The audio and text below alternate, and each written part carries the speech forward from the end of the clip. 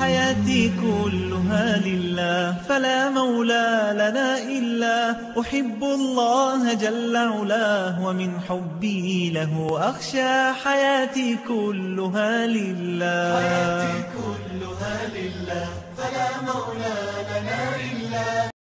إن الحمد لله نحمده ونستعينه من يهده الله فلا مضل له ومن يضلله فلا هادي له وأشهد أن لا إله إلا الله وحده لا شريك له وأشهد أن محمدا عبده ورسوله أما بعد. وعليكم السلام ورحمة الله وبركاته. தஜ்ஜாலின் குரலை 10 நிமிடம் பதிவு செய்து இங்கே அனுப்பியிருக்கின்றார்கள். அந்த தஜ்ஜால் சொல்வது சரியானதா என்பதே கேள்வியாகும். தஜ்ஜாலுடைய குரலை பதிவு செய்திருக்கின்றார்களா என்று சிந்திக்கின்றீர்களா? நிச்சயமாக நபி அலைஹி ஸலாத்து வஸலாம் அவர்களுடைய வார்த்தையில் இந்த குரலுக்குரியவர் தஜ்ஜால் என்பதை மிக தெளிவாக நாம் அறிந்து கொள்ள முடியும். இருந்தாலும் தஜ்ஜால்களிலே 3 வகை இருக்கின்றார்கள் என்பதை முதலிலே தெரிந்து கொண்டு இந்த தஜ்ஜால் கூறக்கூடியவை சரியானதா என்பதை சுருக்கமாக மிக தெளிவான ஆதாரத்தோடு எடுத்துச் சொல்லுகின்றோம். ஒன்று மிகப்பெரிய தஜ்ஜால், மற்றொரு வகை தஜ்ஜால்கள் மீடியம் சைஸ், நடுத்தரமான அளவிலான தஜ்ஜால்கள். மற்றொரு வகையான தஜ்ஜால்கள் ஸ்மால் தஜ்ஜால்கள், சிறிய தஜ்ஜால்கள். இந்த 3 வகையும் ஹதீஸ்களிலே சொல்லப்பட்டிருக்கின்றன. மிகப்பெரிய தஜ்ஜால் தனி ஒருவனாக, அதாவது ஒரு தஜ்ஜால் வருவான். அவனை பற்றி மிக பெரும்பாலானவர்கள் அறிந்திருக்கின்றார்கள். இறுதி நாளிலே இமாம் மஹதி என, அதே போன்று ஈசா நபி அவர்கள், உலகம் முழுக்க இஸ்லாம் பரவுவது, இந்த விடயம் எங்களுக்கு தெரியும், மிக அதிகமானவர்களுக்கு தெரியும். மீடியம் சைஸ், அதாவது நடுத்தர அளவில் உள்ள தஜ்ஜால்கள் 30 தஜ்ஜால்கள் வருவார்கள். அவர்களிலே ஒவ்வொருவரும் நான் ஒரு நபி என்று வாதிடுவார்கள். உதாரணமாக மிர்சா குலாம் காதியானி அண்மையிலே வந்து மரணித்தவர். இவர்கள் 30 பேர் வருவார்கள் என்று நபி அலைஹிஸ்ஸலாத்து வஸலாம் அவர்கள் சொல்லியிருக்கின்றார்கள். ஸ்மால் சைஸ், சிறிய அளவிலான தஜ்ஜால்கள் இறுதி காலத்திலே நிறையவே வருவார்கள். அது எண்ணிக்கையிலே சொல்லப்படவில்லை. எப்படி நபி அலைஹிஸ்ஸலாத்து வஸலாம் அவர்கள் சொல்லுகின்றார்கள் என்றால், இறுதி காலத்திலே தஜ்ஜால்கள், தஜ்ஜால் என்றால் ஒன்றை, போலியான ஒன்றை வெளிப்படையிலே அழகுபடுத்தி காட்டுவதை தஜ்ஜால் என்று சொல்லப்படும்.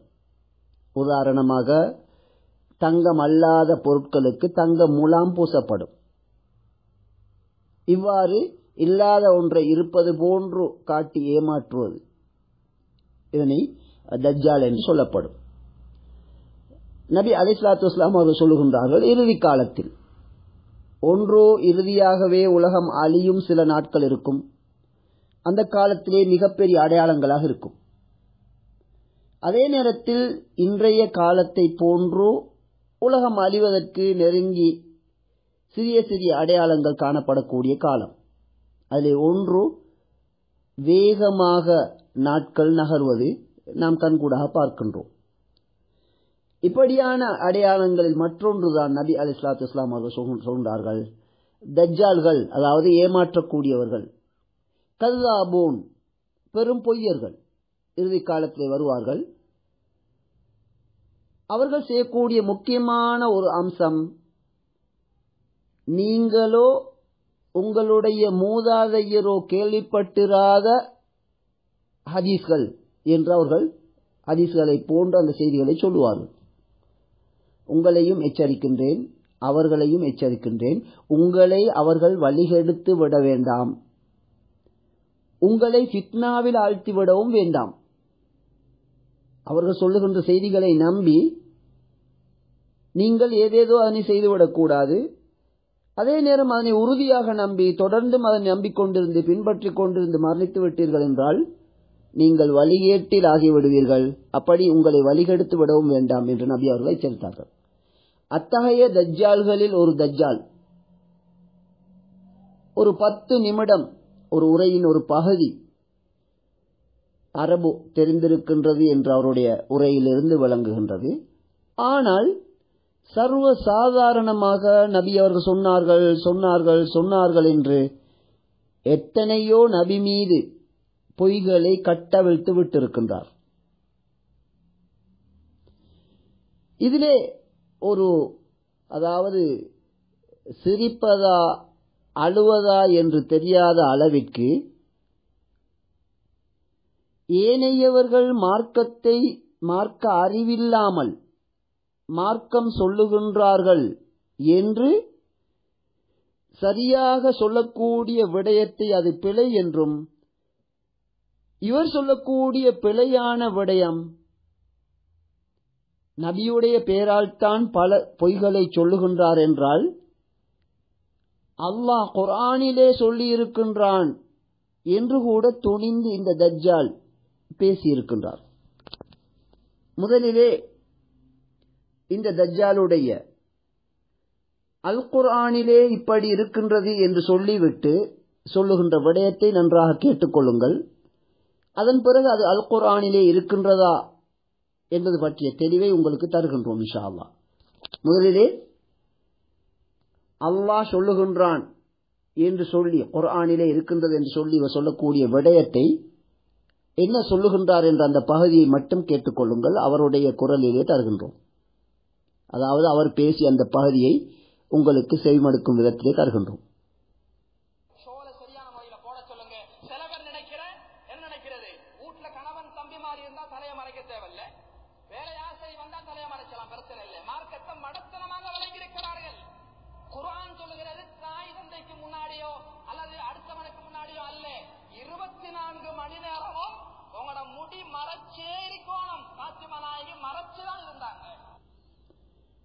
கேட்டுக்கொண்டீர்களா? அதாவது உங்களுடைய சகோதரர்கள், தாய், இப்படி அவர்கள் இவர்கள் என்று கிடையாது. பெண்களுடைய முடி 24 மணி நேரமும் மறைத்தே இருக்க வேண்டும் என்று இவர் சொல்லுகின்றார். அது குர்ஆனில் அல்லாஹ் சொல்லுவதாக சொல்லுகின்றார். எமக்கு அனுப்பப்பட்ட இந்த 10 நிமிட ஆடியோவிலே இந்த விடயத்தை அவர் சொல்லி முடித்துவிட்டு இறுதியாக அவருடைய விடயத்தை முடிக்கின்றார். ஆனால் அல் குர்ஆனிலே எத்தனையாவது அத்தியாயம் எத்தனையாவது வசனம் என்று சொல்லவில்லை, சொல்லவும் முடியாது. ஏனென்றால் இதற்கு நேர்முரணாக நன்றாக நீங்கள் செவிமடுத்திருப்பீர்கள். இந்த தஜ்ஜால் அதாவது நீங்கள் கேட்டிராதவற்றை ஹதீஸாக சொல்லக்கூடியவர். பல விடயங்களை சொல்லுகின்றார், பின்னால் அதனை தெளிவுபடுத்துகின்றோம். முதலிலே நபியின் பெயரால் தான் அதிகமான பொய்கள் சொல்லுவார்கள்.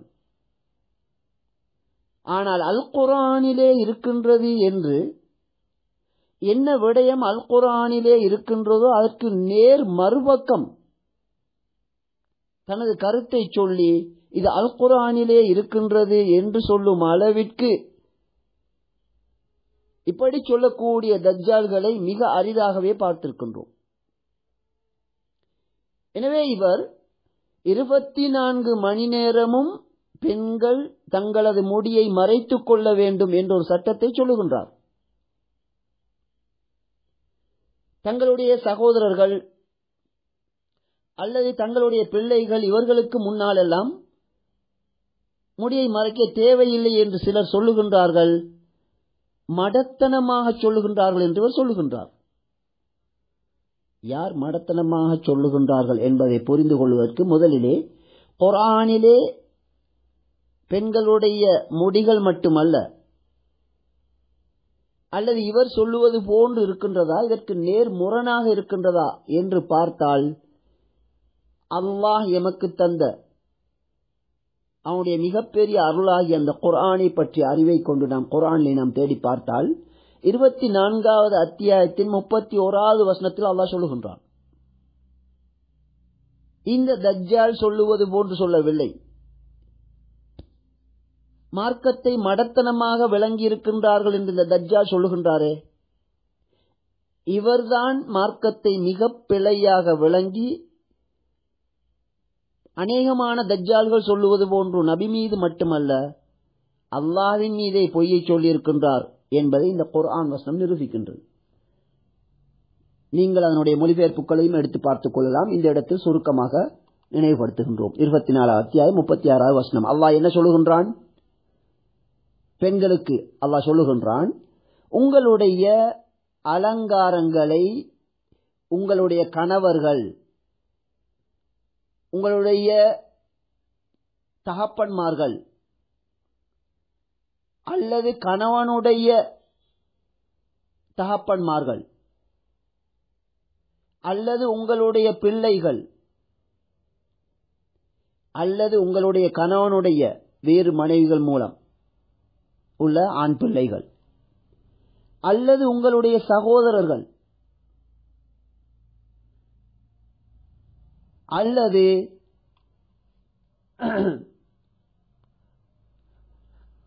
அந்த பெண்களுடைய சகோதரர்களின் பிள்ளைகள்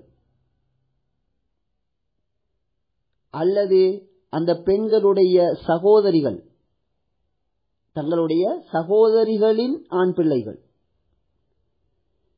இப்படியானவர்களை தவிர ஏனையவர்களுக்கு உங்களுடைய அலங்காரங்களை வெளிப்படுத்தாதீர்கள் என்று மிக தெளிவாக அல்லாஹ்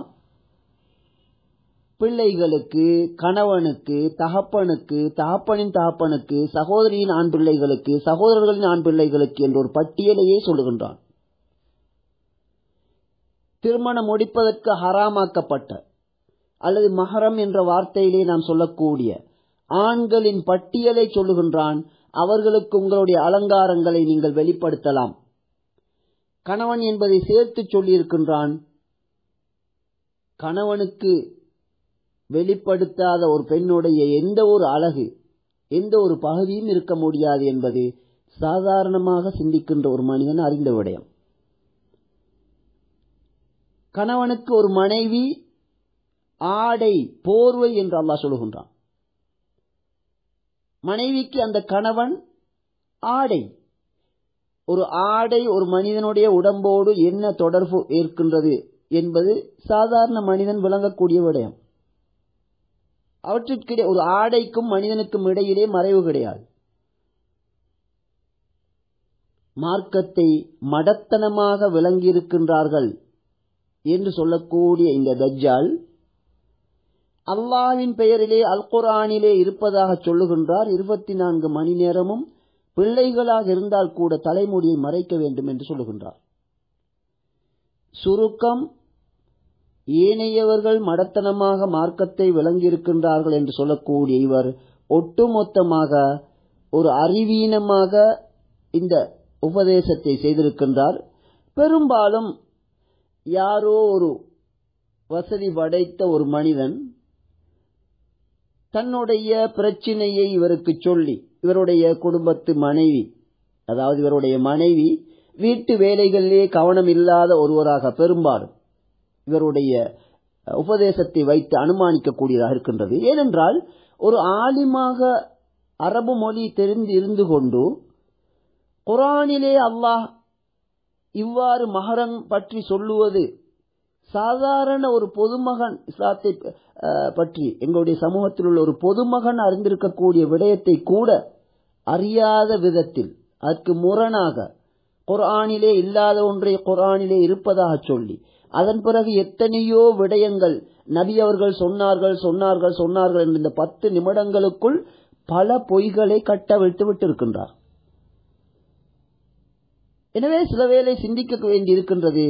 வசதி படைத்த ஒரு மனிதர் தன்னுடைய அடங்கா பிடாரியான மனைவி பற்றி தன்னால் அடக்க முடியாமல் இவருக்கு ஏதேனும் உலகத்தில் உள்ள ஏதேனும் ஒன்றை கொடுத்து என்னுடைய மனைவியை திருத்துவதற்கு அல்லது அவளை பயங்காட்டுவதற்கு நீங்கள் உபதேசம் செய்யுங்கள் என்று சொல்லியிருக்கலாம். அல்லாஹ்வின் பெயரால், நபியின் பெயரால் நபி அவர்கள் சொன்னது போன்று அற்ப கிரயத்திற்கு தங்களுடைய மார்க்கத்தை விற்றுவிடக்கூடியவர்கள் தோன்றுவார்கள். காலையிலே முஸ்லிமாக இருக்கின்றவன் மாலையிலே காபிராகி விடுவான், மாலையிலே முஸ்லிமாக இருக்கின்றவன் காலையிலே காபிராகி இருப்பான். என்ன என்று பார்த்தால் அற்ப விலைக்கு தன்னுடைய மார்க்கத்தை விற்றிருப்பான் என்று நபி அலைஹிஸ்ஸலாத்து வஸலாம் அவர்கள் சொன்னார்கள். அதுபோன்று இங்கே நடந்திருக்கின்றதா என்ற சந்தேகம் எழுகின்றது. எனவே இவ்வாறு முடியை 24 மணி நேரமும் மறைக்க வேண்டும் என்று சொல்லக்கூடிய இவர் மஹரமான ஆண்களுக்கு முன்னால் தங்களுடைய அழகுகளை வெளிப்படுத்தலாம் என்று குர்ஆன் சொல்லியிருக்க, அதற்கு நேர்முரணாக மஹரமான ஆண்களில் பிள்ளைகளாக இருந்தாலும் சரி முடியை மூடிக்கொள்ள வேண்டும் என்ற ஒரு அறிவீனமான சட்டத்தை இந்த பதிவிலே சொல்லுகின்றார். அது அல்லாமல் பல விடயங்களை நபியின் பெயரால் சொல்லுகின்றார். முக்கியமானவற்றை மட்டும் நேரத்தை சுருக்கமாக்கிக் கொள்ள வேண்டும் என்பதால் சொல்லுகின்றோம். தலைமுடி பற்றி சொல்லுகின்ற இவர் காற்றிலே ஒரு தலைமுடி பறந்து சென்றதாம். நபி அவர்கள் சொன்னார்களாம், இந்த முடி எதுவரைக்கும் பறந்து செல்லுகின்றதோ அவ்வளவு பகுதியும் நாசமாகிவிடும், அழிந்துவிடும் என்று நபி அவர்கள் சொன்னார்களாம். அப்படியான ஒரு சக்தி பெண்களுடைய முடிக்கு இருக்கின்றதாம். உலகிலே மிகப்பெரிய அநியாயத்தை செய்து கொண்டிருக்கக்கூடிய இஸ்ரேல் நாடு, பாலஸ்தீன் என்ற அந்த நாட்டை தங்களுடைய தந்திரங்களாலும் சூழ்ச்சிகளாலும் அநியாயக்கார ஆட்சிகளின் உதவியினாலும் அந்த நாட்டுக்குரிய மக்களை அகதிகளாக்கி விரட்டிவிட்டு இறுதியிலே குதுஸையும் மஸ்ஜிதுல் அக்ஸா என்று சொல்வார்கள், அதனை கூட படிப்படியாக கைப்பற்றி மிகப்பெரிய அநியாயம் செய்கின்ற பகுதிக்கு இந்த தஜ்ஜால் திருமணம் முடித்திருந்தால் இவருடைய மனைவியுடைய ஒரு முடியை அல்லது சகோதர சகோதரியுடைய ஒரு முடியை எடுத்து பறக்க விட்டால் மனித குலத்திற்கே அநீதம் இழைக்கின்ற அந்த யூதர்கள் அனைவரையும் அழித்து விடலாம். ஏன் இவ்வாறு இஸ்லாத்திற்கு பங்கம் விளைவிக்கும் விதத்திலே நபி மீது மட்டுமல்ல படைத்த அல்லாஹ் மீதே இட்டுக்கட்டி இவ்வாறு மக்களை வழிகெடுத்துக் கொண்டிருக்கின்றார் என்பது ஒரு கேள்வி. ஒரு பெண்ணுடைய முடி காற்றிலே பறந்து விட்டால் அது எந்த எல்லை வரைக்கும் பறக்கின்றதோ அவ்வளவு இடமும் அழிந்துவிடும் என்று இந்த தஜ்ஜால் இதிலே கூறியிருக்கின்றார். அப்பட்டமான பொய். நபி அவர்கள் சொன்னதாக சொல்லியிருக்கின்றார், மிகப்பெரிய பொய். சில வேளை தவறுதலாக என்று நினைக்கின்றேன் இவருடைய நாவில் இருந்து ஓரிரு உண்மையான விடயங்கள் வெளியாக இருக்கின்றது. அதில் ஒன்று என்னவென்றால், பெண்கள் மஸ்ஜிதிலே வந்து தாராளமாக தொழலாம். நபியுடைய காலத்தில் சுவனத்தை கொண்டு நன்மாராயம் கூறப்பட்ட சஹாபியா பெண்மணிகள் தொழுதிருக்கின்றார்கள். இருந்தாலும் பெண்களுக்கு தொழுகை வீட்டில் தான் சிறந்தது, வீட்டில் கூட எந்த அளவிற்கு மறைவான இடத்தில் தொழ முடியுமோ அதுதான் சிறந்தது என்ற உண்மையையும் இதிலே சொல்லியிருக்கின்றார். இப்படியான தஜ்ஜாலின் வாயினால் எப்படி ஒரு உண்மை வெளிப்பட்டது என்று ஆச்சரியமாக இருக்கின்றது. இருந்தாலும் நபி அவர்கள் சொன்னது போன்று நபியுடைய காலத்தில் ஷைத்தான் ஒரு ஏழையின் தோற்றத்திலே வந்து ஆயத்துல் குர்சியை ஓதிக்கொண்டு தூங்கினால் காலை வரைக்கும் பாதுகாப்பு கிடைக்கும் என்ற உண்மையை சொல்லிவிட்டு சென்றான். அதே போன்று இந்த தஜ்ஜால் பெண்கள் வீட்டிலே தொழுவது சிறந்தது என்ற விடயத்தை சொல்லுகின்றார். மற்றொரு உண்மையை இவர் சொல்லுகின்றார், உங்களிலே சிறந்தவர் உங்களுடைய குடும்பத்தாருக்கு யார் சிறந்தவராக இருக்கின்றாரோ அவர்தான் சிறந்தவராவார் என்று மனைவி மக்களோடு சிறப்பாக நடக்க வேண்டும் என்ற உண்மையை சொல்லுகின்றார். அது அல்லாமல் எத்தனையோ பொய்கள் சொல்லுகின்றார். ஜிப்ரீல் அலைஹிஸ்ஸலாத்து வஸ்ஸலாம் அவர்கள் அதிகமான நாட்கள் நபியிடம் வரவில்லை என்றும், ஏன் வரவில்லை என்று இறுதியாக கேட்டபோது நான் வராமல் இருக்கவில்லை, ஒவ்வொரு நாளும் நாம் வந்தோம். ஆடைகள், அதாவது உங்களுடைய மனைவியர்களில் சிலர் தலைமுடியை மூடாமல் இருந்தார்கள் என்று ஜிப்ரீல் அலைஹிஸ்ஸலாத்து வஸ்ஸலாம் அவர்கள் சொன்னதாக இந்த தஜ்ஜால் கதை சொல்லுகின்றார். நிச்சயமாக நாம் அறிந்த வரையிலே அப்படி எந்த ஹதீஸும் கிடையாது. அப்படி ஹதீஸ் இருக்கும் என்றிருந்தால் இந்த தஜ்ஜால் அதனை முற்படுத்த வேண்டும். அல்லாஹ்வின் அருளை கொண்டு சஹீஹுல் புகாரி முதல் தொடங்கி ஹதீஸ்களை புரட்டுவதையே அன்றாட செயலாக செய்து வருகின்றோம். இப்படியான ஒரு ஹதீஸ் நபி அவர்கள் சொன்னது போன்றோ வாழ்நாளிலே நாம் கேள்விப்பட்டதே கிடையாது. ஒவ்வொரு நாளும் நாம் புரட்டுகின்ற ஹதீஸ் நூல்களிலே எங்கும் பார்த்ததே கிடையாது.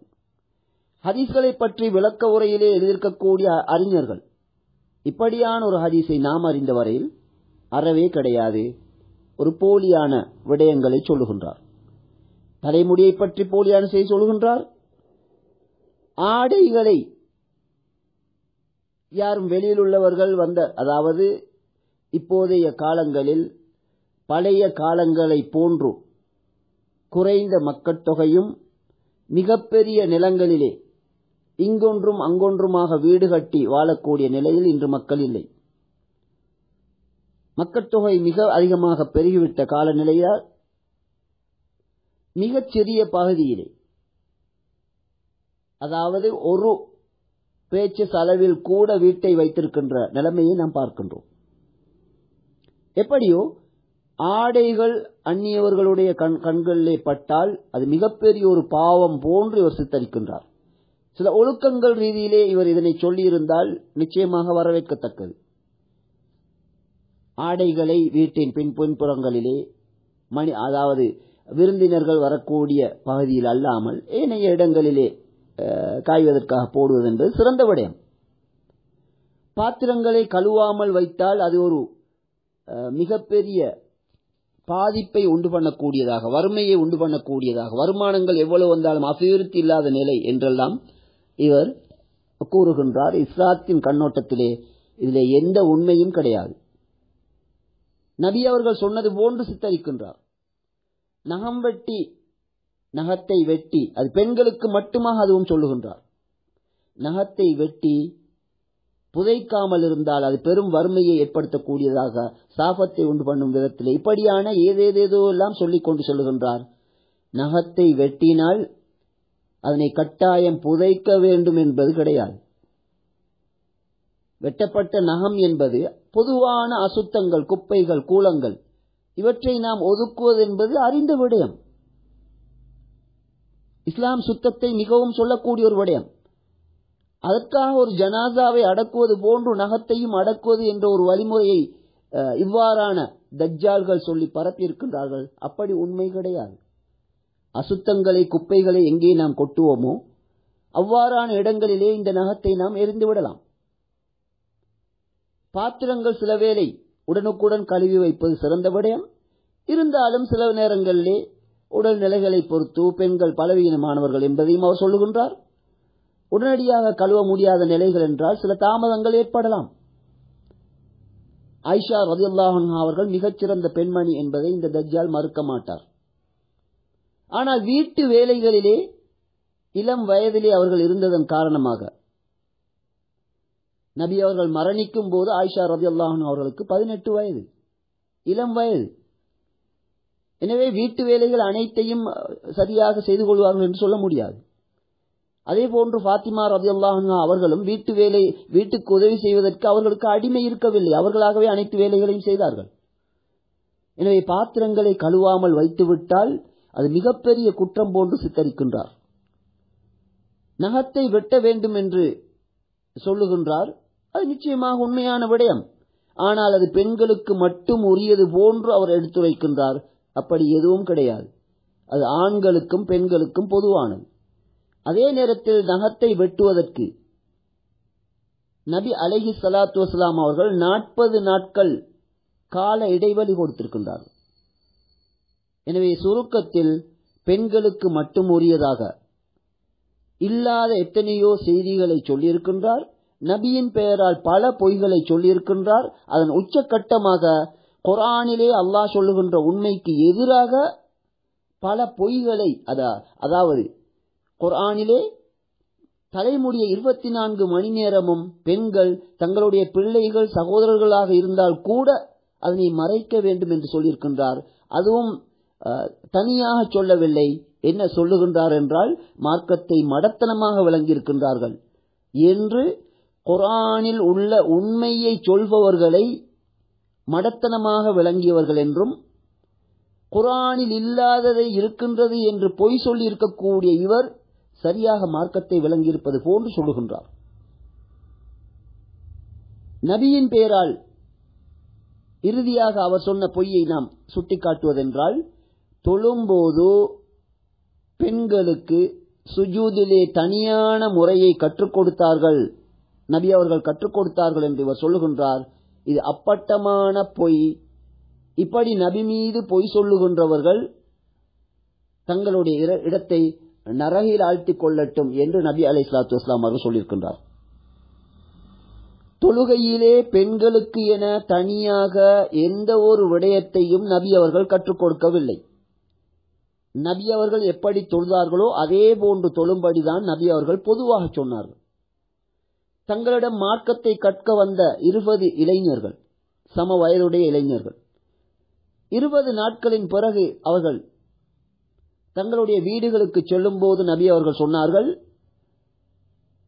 நான் எப்படி தொழுகின்றேனோ அல்லது நான் கற்றுத்தந்த இந்த விடயங்களை நீங்கள் செயல்படுத்துங்கள், அவற்றை உங்களுடைய குடும்பத்தாருக்கும் சொல்லுங்கள் என்று பொதுவாக சொன்னார்கள். பெண்களுக்கு நீங்கள் மாற்றி சொல்லிக் கொடுங்கள் என்றெல்லாம் சொல்லவில்லை, எந்த ஒரு சந்தர்ப்பத்திலும் சொல்லவில்லை. எனவே இவர் சொல்லியிருக்கின்ற பிழையான விடயங்களில் மிக முக்கியமான மற்றொன்றோ, தொழுகையிலே பெண்கள் சுஜூதின் போது தங்களுடைய கைகளை உள்ளே, அதாவது உடம்போடு சேர்த்தவார் என்ற ரீதியிலே அவர் அதனை சொல்லுகின்ற ஆடியோவிலே சொல்லும் போது அதனை உணரக்கூடியதாக இருக்கின்றது. அப்படியான சில சட்டங்கள் எழுதி வைத்திருக்கின்றார்கள். எப்படியோ பெண்கள் சுஜூதின் போது ஆண்களை விட வித்தியாசமாக செய்ய வேண்டும் என்று எந்த ஆதாரமும் கிடையாது. நபி அவர்கள் அப்படி கற்றுக் கொடுத்த எந்த சஹீஹான ஹதீஸும் கிடையாது. பொதுவாக நபி அவர்கள் எப்படி தொழுதார்களோ அதே போன்று தொழ வேண்டும். சுஜூதிலே நபி அவர்கள் தங்களுடைய 2 கைகளையும் அகட்டி, ஒரு சிறிய ஆட்டுக்குட்டி நுழைவதென்றால் நுழைய முடியுமான அளவிற்கு மிகவும் விரித்து வைத்து நபி அவர்கள் தொழுகின்றார்கள். அதே போன்றுதான் பெண்களும் தொழ வேண்டும். அதனை குறுக்கிக் கொண்டு தொழ வேண்டும் என்று இந்த தஜ்ஜால் சொல்லியிருப்பது முற்றிலும் தவறானதாகும். எனவே இதிலே கூறப்படுவது சரியா என்பதே கேள்வியாகும். இது முற்றுமாக பல சிறிய ரக தஜ்ஜால்கள், இப்படியான தஜ்ஜால்கள் நிறைய இருப்பார்கள். அதாவது மக்களை ஏமாற்றக்கூடியவர்கள், சிறந்த மார்க்கத்தை சொல்வது போன்று வழிகேடுகளை சொல்லிக் கொடுக்கக்கூடியவர்கள், பெரும் பொய்யர்களாகவும் இருப்பார்கள். மார்க்கத்திலே நிறைய பொய் சொல்வார்கள். இவர் அல்லாஹ்வின் மீதே பொய் சொல்லியிருக்கின்றார். சகோதரர்கள் பிள்ளைகளுக்கு முன்னால் தலைமுடியை மறைக்க வேண்டும் என்று குர்ஆனிலே இருப்பதாக இவர் சொல்லியிருப்பது 100% பொய். அப்படி கிடையாது. ஒட்டுமொத்தத்தில் இப்படியான தஜ்ஜால்களிடமிருந்து மார்க்கத்தை கற்பதற்கு பதிலாக அல்லாஹுடைய வஹியாகிய குர்ஆனையும் ஹதீஸையும் மட்டும் போதிக்கக்கூடியவரிடமிருந்து மார்க்கத்தை கற்று அல்லாஹுடைய அச்சத்தோடு அதனை பின்பற்றி முஸ்லிமாக மரணிப்பதற்கு முயற்சிக்க வேண்டும். இத்தகைய பதிவுகளை தூக்கி குப்பையிலே எறிந்துவிட வேண்டும். இதிலே நாம் மேலே சொன்ன ஓரிரு விடயங்களை தவிர அனைத்துமே பொய்யான, நாவில் வரக்கூடியவாறெல்லாம் பேசப்பட்டிருக்கின்றது. எந்த உண்மையும் கிடையாது.